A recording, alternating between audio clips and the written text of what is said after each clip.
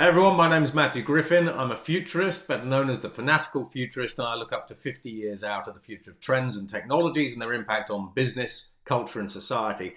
This morning I was with a load of 12-year-olds and we were discussing using artificial intelligence and other digital technologies to replace influencers. Because influencer is typically the number one job, basically, that a lot of younger generations actually want. Now, as I travel around the world, this is also increasingly a job title that a lot of parents see for their kids.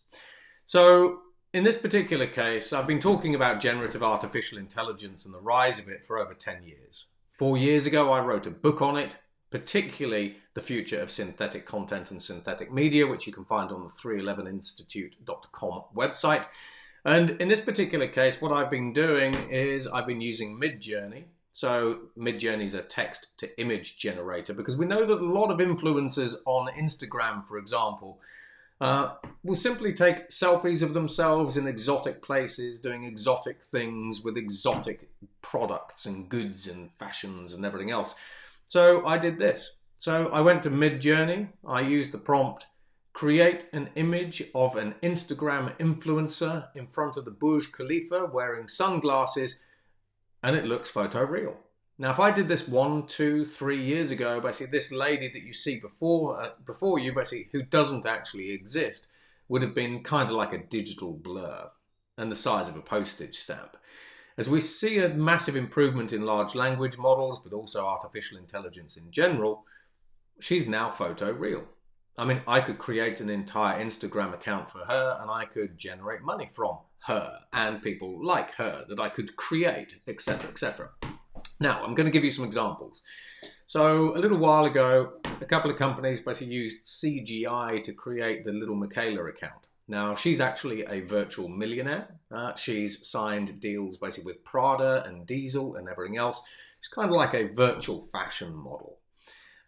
So when we have a look at trying to control what people believe, their opinions, and so on and so forth, I only need to control two things. I need to control pixels, and I need to sometimes control sound. Now, when we have a look at, for example, pixels, increasingly I could use a Samsung artificial intelligence deepfake technology to actually bring her to life, so turn her into an animated digital human. And then I could do two things. I could either give this lady a neural network brain, which I could then thump out basically on the decentralized web, and you could talk to her using natural language and interact with her in whatever way that you actually like. Let alone thumping her straight into a virtual reality world, basically as a virtual digital human that you could actually interact there with as well. However, if we kind of keep this a little bit more to social media, I could then use ChatGPT to create a script for her.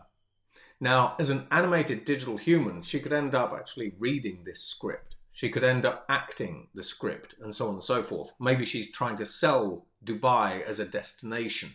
Maybe she's trying to sell the sunglasses, basically, that she's actually specifically chosen for this particular photo.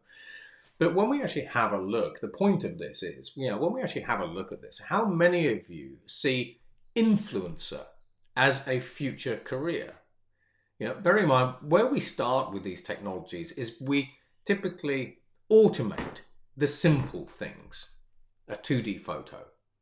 We then start automating the trickier things, 3D animation and dynamic movement, video. Then we start tuning this, because if I wanted to actually add in little details, then using Midjourney, it's actually quite difficult. I pretty much have to re-render the image, etc., etc. Then we start adding in interaction and so on and so forth. And then we start adding in knowledge. So for example, if people are doing unboxing, we can do text to synthetic unboxing video.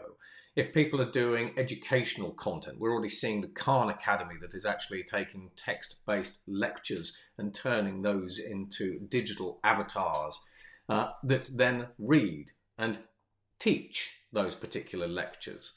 So increasingly, when we actually have a look at the digitization of influencers, but also the digitization basically of content, increasingly, if you are an influencer that relies almost exclusively for your income on these kinds of images that I can now generate for free ad infinitum, that I can increasingly just use a plugin to automate. And for example, if we're talking about automating this kind of stuff, the plugin could read everything on Twitter, Insta, TikTok, etc., could see what's trending and then automatically create custom procedural content that is specifically hashtagged and targeted at those particular audiences that are actually viewing whatever it is they're viewing. Inevitably, not only do we start eroding trust in society, not only do the misinformation critics basically really have something to get their teeth into, but actually what happens basically when virtual influencers start outnumbering human influencers? What is your second job going to be?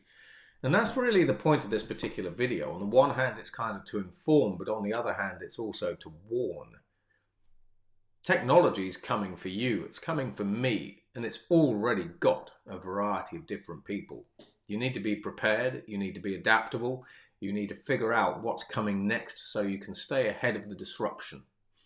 Anyway, I hope you liked the video. My name is Matthew Griffin. Like, subscribe, do whatever it is basically that everyone does basically on these kinds of things. And as for me, I might automate myself in the future, although I can already do that. So take care. Goodbye.